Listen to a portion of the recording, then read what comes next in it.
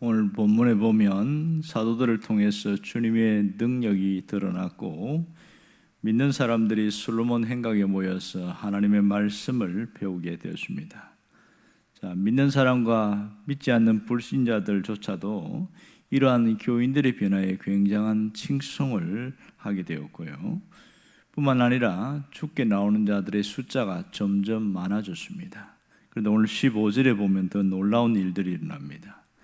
심지어 병든 사람들이 거리를 나오는데 오늘 여기 보니까 많은 사람들이 나왔습니다.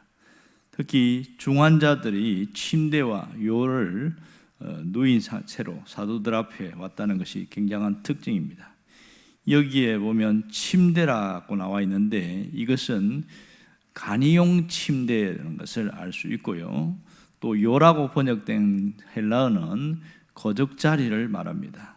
그러니까 침대라고 부를 수 없는 간이용 침상과 거적자리를 사용한 가난한 사람들이었던 걸 알 수 있습니다. 이 중에는 중환병이 걸렸지만은 의사를 찾을 수가 없는 그런 가난한 사람도 있고 또 많은 사람들이 홀로 올 수가 없어서 누군가가 이 거리에다가 눕혀놓은 사람들도 있다는 것을 알 수 있게 됩니다. 이들이 베드로의 지나가는 길목에 있다가 혹 베드로의 그림자라도 덮여서 나를 좀 낫게 했으면 좋겠다 그런 마음으로 이렇게 있습니다. 사실 이 모습을 보면 무엇이 떠오릅니까? 무슨 생각이 드세요? 그냥 다른 걸 다 제쳐두고 이 모습만 보면 베드로가 지금 어떤 위치에 있습니까? 신과 같은 그런 존재가 되어버렸습니다. 사도들에 대해서도 마찬가지고요. 그럼 오늘 이 본문은 베드로나 이 사도들을 이렇게 더 돋보이게 하고 더 부각시키려는 그런 의도로 성경을 쓴 것인가? 오늘 이것을 한번 생각해 봐야 됩니다. 특별히 복음서를 아무리 뒤져봐도 예수님이 하신 그 발걸음 가운데 그림자를 통해서 병을 낫게 했다는 기록이 단 한 번도 나오지 않습니다. 그런데 오늘 여기서 보면 베드로의 그림자를 통해서도 병이 나았다 이 얘기가 나타나고 있습니다. 도대체 왜 이런 일들이 생겼는가? 또 하나는 그러면 베드로와 사도들은 왜 이들에게 직접 안수해 주지 않았을까요? 이게 의문점입니다. 자, 한두 사람도 아니고 수많은 사람들이 있으면 한 번쯤 안수 기도라도 이렇게 하고 그것도 안 된다면 머리에다가 손이라도 한번 얹고 터치라도 하고 왔으면 더 낫지 않았을까 이런 생각도 해봅니다. 그러나 정황상 가만히 보면 지금은 그런 기도해 줄 시간이 아니라 곧 설교를 하러 가는 그런 상황이 있습니다. 그러다 보니까 이렇게 안수해 줄 수 있는 여건도 안 되고 지금 당장 메시지를 전해야 되는 그런 상황이다 보니까 그냥 지나가게 된 것이지요. 사람들도 우리 아들이 이렇게 아픕니다. 우리 딸이 이렇게 아픕니다. 좀 고쳐주세요. 기도 좀 해주세요. 이런 말을 못하고 있어요. 왜 한마디도 못할까요? 이미 우리는 사도행전 5장에서 아나니아 삽비라 사건을 봤습니다. 이들은 아나니아 삽비라 사건을 더 들었어요. 그러기에 함부로 쉽게 그렇게 말을 할 수가 없는 그런 상황입니다. 자, 그래서 환자들을 길가에다가 눕혀놓고 그림자라도 그렇게 지나가면서 한번 그렇게 우리 지나가서 내 아들이나 딸이나 이런 혹시 자기 자신이라도 병이 나았으면 좋겠다는 그런 마음으로 이렇게 기다리고 있는 거죠. 그런데 놀라운 것은 16절입니다. 이 16절에 보면 예루살렘에 있는 수많은 사람들이 모였고요. 거기에는 병든 사람과 더러운 귀신에게 괴로움 받는 사람이 모였어요. 엄청난 병자들이 왔다는 거죠. 놀라운 것은 그 다음입니다. 다 나음을 입었더라. 이렇게 말하고 있습니다. 여러분 어떻게 생각하세요? 한두 명이 혹 병이 나을 수는 있습니다. 그런데 여기에는 어림잡아서 수십 명에서 혹은 더 이상의 많은 사람들이 있는데 그 병자들에게 단 한 번의 안수도 하지 않았는데 다 나음을 입었다. 이게 가능한 일이냐는 거예요. 이게 중한 병에 걸린 사람은 수십 년 동안 그렇게 병의 상에 누워 있었던 사람도 있었을 것이고 우리가 사도행전 3장에 나온 것처럼 태어날 때부터 안전병이로 있는 이런 사람도 있었을 것인데 어떻게 단 한 번의 안수도 없는데 다 나을 수 있었을까? 이게 상당한 의문점입니다. 여기에 다 나았다, 이 다라고 된 헬라어를 보면 모든 사람, 한 사람도 빠짐없이 이런 뜻을 갖고 있거든요. 정말 기가 막힌 사건이지요. 자, 예수님이 하신 일이라면 충분히 이해가 됩니다. 왜냐하면 예수님의 신적 권위 때문에 이런 일은 충분히 가능합니다. 그런데 사도들은 예수님과 전혀 다릅니다. 예수님의 제자들이긴 하지만 예수님과 똑같은 신적 권위가 없어요. 그럼에도 불구하고 다 나았다. 이것은 상당히 충격적인 겁니다. 그리고 여기에 병든 사람들도 그렇습니다. 그러면 어떻게 해서 이렇게 나을 수가 있느냐는 겁니다. 사도들에게 어떤 하늘에서 내려온 특별한 능력이 있냐는 거예요. 엘리야처럼 하늘에서 불을 내리는 그런 어마어마한 권능을 갖고 있었냐는 거예요. 오늘 이것을 잘 눈여겨봐야 됩니다. 여기서 다 나음을 입은 사람들을 가만히 보십시오. 누가 한 일입니까? 이것은 전적인 하나님이 하신 일입니다. 성령 하나님이 주도적으로 하신 일입니다. 사도들을 통하여 성령께서 그들의 한 사람 한 사람을 다 만지셨다는 것을 알 수 있습니다. 여기에서 사도행전에서는 성령께서 베드로의 입술을 통해서 말씀으로 그들에게 복음을 전하고 그들이 회심하고 돌아오게 할 뿐만 아니라 또 이 사람들을 통해서 그 병든 자들도 낫게 됐다는 것을 알 수 있습니다. 여기에 다라는 단어에는 육체적인 질병과 정신적인 질병과 영적인 질병도 포함되었다는 겁니다. 어떠한 병이든지 그 자리에 현장에 있었던 사람은 다 나았다. 이런 일이 되어집니다. 결국은 이 모습은 예수님의 모습과 흡사합니다. 지금 사도들이 하는 그 모든 일들은 예수님이 하셨던 사역을 재현하고 있는 것을 알 수 있습니다. 복음서에서 일찍이 예수님이 이러한 일들을 한 적이 있습니다. 마태복음 14장과 마가복음 6장에 보면 같은 얘기가 나오고 있는데요.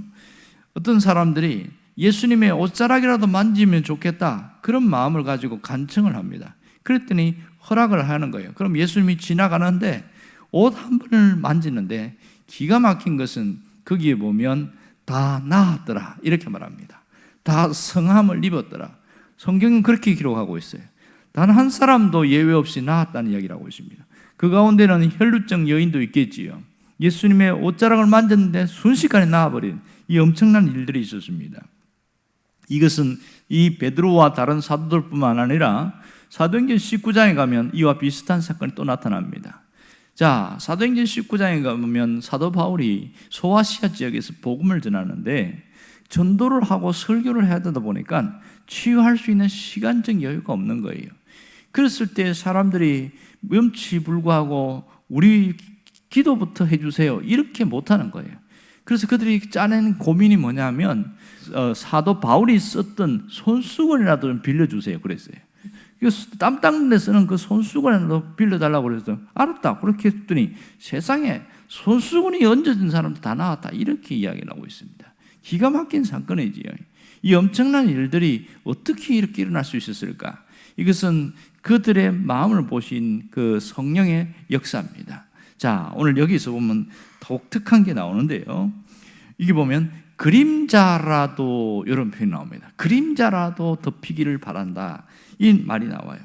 그러니까 이 사람들은 베드로의 모습 속에 그림자라도 이렇게 덮여주기를 원하는 그 간절한 마음, 간절한 믿음이 있었다는 것을 알 수 있습니다. 그들이 이렇게 낫게 된 근원적인 것은 하나님의 역사가 있지만 이 병자들의 마음속에 어떤 믿음이 있었냐?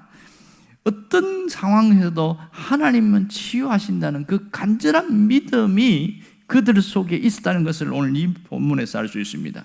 그들은 이 상황에서는 자신의 모든 문제를 내어 맡겼다는 것을 알 수 있지요. 하나님의 손에 온전히 맡긴 믿음을 가지고 있는 자들이었고 그 결과로 이렇게 낫게 되었더라. 놀라운 일 아닙니까? 여러분, 우리는 어떤 믿음을 갖고 있습니까? 우리가 신앙생활하면서 어떤 믿음을 보여주고 있느냐는 겁니다. 사실 우리는 여전히 그들과 비슷한 삶의 문제를 갖고 살아가고 있습니다. 그러면서 기도를 하고 어떤 것은 기도 응답이 더디 되고 어떤 것은 쉽게 이루어지기도 하고 정말 내가 중요하다고 생각한 것들은 상당히 응답이 더딜 때가 많습니다. 이럴 때 무슨 생각이 듭니까? 모든 이 응답이 되지 않는 부분에 대해서 하나님이 왜 안 해주실까? 모든 것은 하나님께 돌리는 경우가 많습니다. 그러나 가만히 돌아보면 우리가 이들과 같은 믿음으로 그렇게 기도한 적이 몇 번이나 있을까? 그것을 한번 돌아봐야 된다는 것이죠. 오늘 하나님이 우리에게 요구하는 것은 이들과 같은 간절한 믿음입니다. 그림자라도 덮이기를 바라는 순전한 믿음, 이것이 대단히 중요한 것이지요. 자, 오늘 여기 보면 자신의 모든 문제를 내어 맡기는 온전한 믿음, 이것이 우리가 가져야 할 믿음이라는 것을 알 수 있습니다. 이러할 때에 치유의 역사가 일어났습니다. 응답도 일어난다는 사실입니다. 오늘 여기서 보여주는 게 뭘까요? 예수님은 우리의 치유자이시다. 우리의 영혼만 구원하는 것이 아니라 우리의 육체를 치유하시는 분인 것을 알 수가 있습니다. 가만히 보면 이 말씀을 대하는 우리의 자세가 달라야 됩니다. 성경이 66권이고요 1189장으로 되어 있습니다. 절수로는 31,173절로 되어 있어요. 그 가운데 우리가 오늘 이 사도행전의 이 부분을 우리가 보고 있습니다. 그렇다면 우리가 이 말씀을 들을 수 있는 확률이 얼마나 되느냐? 620만 분의 1 정도밖에 안 됩니다. 그 정도로 이 말씀을 대할 수 있는 시간들이 많지 않습니다. 그렇다면 오늘 이 말씀을 대할 때 우리의 자세는 어떠해야 하느냐? 이게 대단히 중요한 것이죠. 자, 그렇다면 오늘 하나님은 이것을 통해서 이런 일이 있었네 하고 지나가는 것이 아니라 우리에게도 동일한 역사들이 나타나기를 원하고 있는 것입니다. 그러니까 주님은 영육간의 치유자로 우리에게 오셨다는 사실을 잘 깨달아야 됩니다. 정말 이 사도행전과 같은 그런 모습들이 나타나려면 어떻게 해야 됩니까? 주님의 손에 나를 내어 맡기는 것이 대단히 중요합니다. 정말 이 사람들, 병자들처럼 예수님을 간절히 사모하고 찾는 마음이 있다면 동일한 역사가 일어날 줄 생각합니다. 예수님은 우리의 영혼뿐만 아니라 우리의 마음과 우리의 육체 모든 것까지 치유하러 오신 분이기 때문에 그렇습니다. 그렇다면 문제 해결을 원한다면 이들과 같은 마음이 필요합니다. 이들은 어떤 마음이었습니까? 사모함과 갈급함이었습니다. 또 하나는 모든 시선이 오직 주님을 향해 있었습니다. 겉보기는 베드로였지만 베드로 속에서 역사하시는 주님께 집중하고 있었습니다. 세 번째는 1%의 의심도 없었다는 사실입니다. 예수님이 하신 말씀 중에 이렇게 말합니다. 마음에 의심하지 아니하면 그대로 되리라. 이것이 얼마나 놀라운지 모릅니다. 1%의 의심이나 50%의 의심이나 동일한 의심입니다. 때로는 응답이 되지 않는 경우는 우리가 믿는다고 하면서도 1%의 의심을 갖고 있기 때문에 응답이 안 되는 경우도 굉장히 많습니다. 전적인 믿음, 100%의 신뢰가 대단히 중요합니다. 그러면 이것이 하루아침에 믿음이 생기느냐? 믿음은 이런 신뢰관계는 쌓이는 겁니다. 나를 믿어달라고 하는데 신뢰관계가 쌓이지 않는데 어떻게 믿을 수 있겠어요? 그러나 계속 저 사람을 보면서 이 사람 믿을만 하네. 그것이 하나님께도 마찬가지입니다. 내가 전적으로 하나님을 믿습니다.